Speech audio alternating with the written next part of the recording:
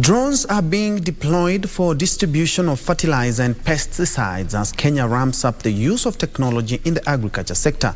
Innovators say the use of drones guarantees proper application to enhance crop yields while reducing attendance costs.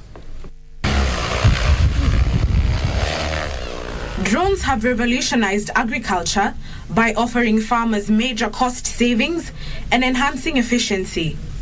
Experts in the agricultural sector note that the drones will be used to profile farms and crops that are nutrient deficient and give recommendations on their exact needs. You can identify the actual crops as they are on the ground, and then from those crops you're able to assess, and from the assessment you can tell the level of nutrient they are lacking, the deficiencies. Now you can assess that is in terms of moisture, in terms of maybe certain very vital nutrients which our eyes cannot see.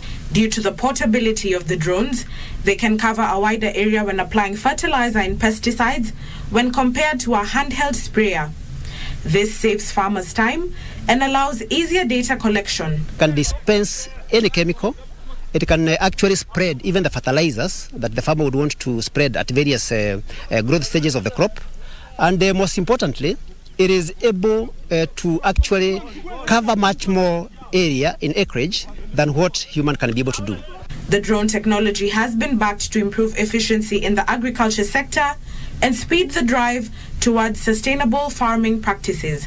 Potential for increasing the yield when you can protect your crops maximum, you get more yield. So of course with the same acreage you will get optimal or maximum yield, and therefore you're able to solve on food security. Ndutamo Kami for Lunchtime News.